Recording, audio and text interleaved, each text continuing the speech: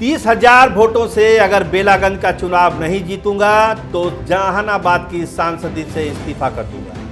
यह ऐलान किया था सुरेंद्र यादव ने जोर जोर से, और एक दफा नहीं कई दफा यह ऐलान सुरेंद्र यादव ने किया, जो आप सुन चुके हैं।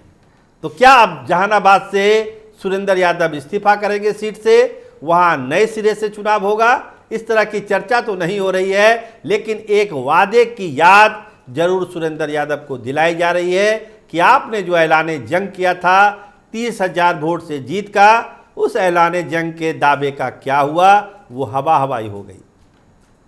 तो चारों सीटों के चुनाव नतीजे आ चुके हैं। एनडीए ने बड़ी जीत हासिल की है और तेजस्वी यादव देखते रह गए चुनाव में। तो क्या असर पड़ेगा इस रिजल्ट का, जो बार बार सारे विश्लेषक, सारे राजनीतिक पंडित कह रहे हैं कि ये एक सेमीफाइनल था, 25 के चुनाव का ये सेमीफाइनल है। तो किसको फायदा हुआ, किसको नुकसान हुआ, और आगे की जो सियासत अब बिहार में होगी उसका कितना असर होगा इस हार से और इस जीत से?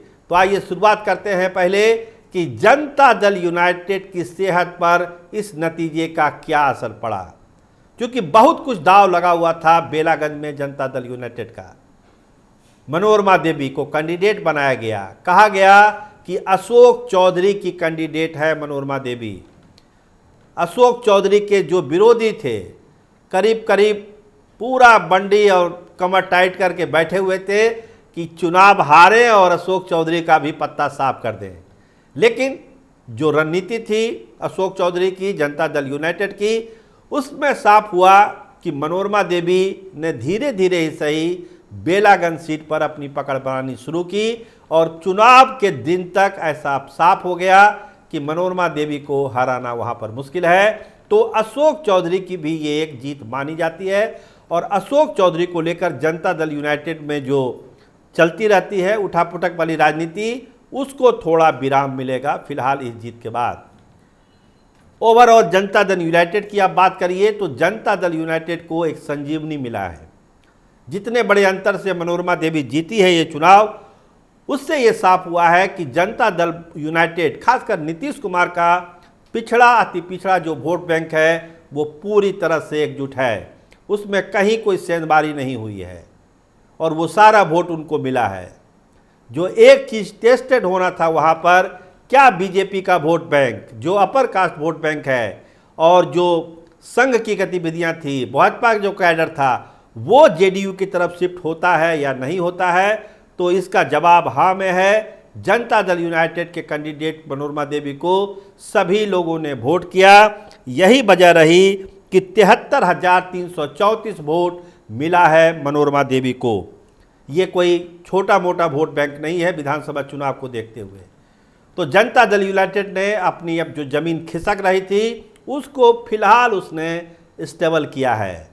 नीतीश कुमार बड़े फैसले अब ले सकते हैं, इसका भी एक आधार इस रिजल्ट के बाद बना है। आइए बात करिए बीजेपी की। लोकसभा चुनाव में झटका खाने के बाद बीजेपी फूंक फूंक कर कदम रख रही थी, और इस उपचुनाव में हार का मतलब था कि बड़े स्तर पर साफ सफाई शुरू हो जाती, चाहे वो डिप्टी सीएम हो या बड़े बड़े नेता हो। लेकिन बचते बचाते, रामगढ़ में तो गिरते बजड़ते इज्जत बची है, लेकिन तरारी में जो जीत हुई है वो जीत अपने आप में एक मायने रखती है, क्योंकि जो अपर कास्ट सेंटिमेंट है, जिसको लेकर कहा जा रहा था कि भाजपा के तरफ से उसका मोह खत्म हो रहा है और प्रशांत किशोर की तरफ वो जा रहा है, क्योंकि ऑप्शन नहीं है उनके पास।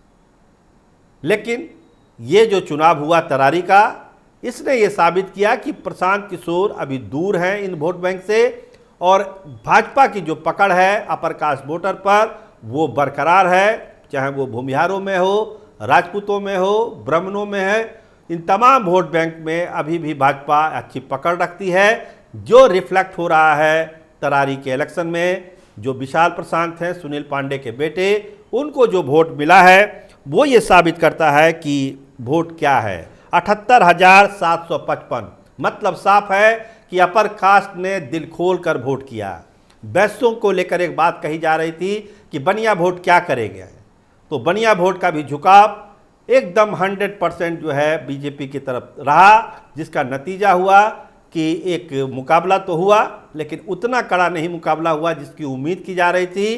राजू यादव चुनाव हारे, विशाल प्रशांत जो है चुनाव वहाँ जीत गए, और किरण सिंह जो प्रशांत किशोर की कैंडिडेट थी वो कुछ खास नहीं कर पाई और 5600 वोटों में आकर सिमट गई। ठीक उसी तरह की बात रामगढ़ में गिरते गिरते ही सही भाजपा ने वहां कमल खिला लिया।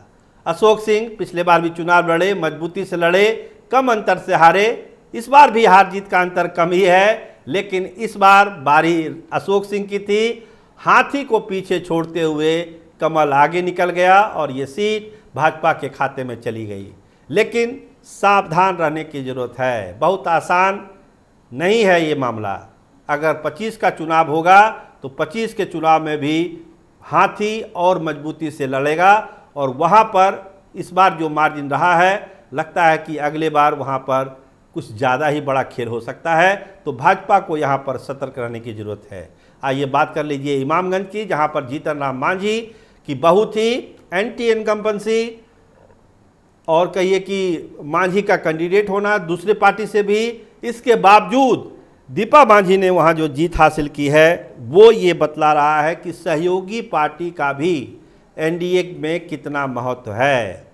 सहयोगी पार्टी भी वोट ला सकती है, सीटें निकाल सकती है, इसलिए बड़ी पार्टियों को सहयोगी पार्टी को इग्नोर नहीं करना चाहिए, चाहे वो हम हो, चिराग पासवान हो, उपेंद्र कुशवाहा की पार्टी हो। इनके भी अपनी ताकत है जिसका सम्मान जनता दल यूनाइटेड और भाजपा को करना चाहिए।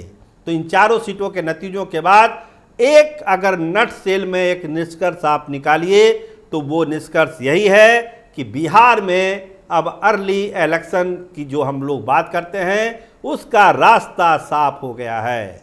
जो मोमेंटम बना है इस जीत के बाद, क्योंकि दूसरे राज्यों में भी, महाराष्ट्र में भी बीजेपी जीती है, यूपी का उपचुनाव भी जीती है, तो एक मोमेंटम बना हुआ है और उस मोमेंटम को बीजेपी कायम रखना चाहती है। जो थोड़ी हिचक थी, नीतीश कुमार तो चाहते ही थे, तो अब जो दिल्ली के साथ चुनाव होने वाली बात थी, इस बात में अब वजन आ चुका है। अब पूरी उम्मीद है कि जल्दी चुनाव बिहार में होंगे और इसकी तैयारियां भी शुरू कर दी।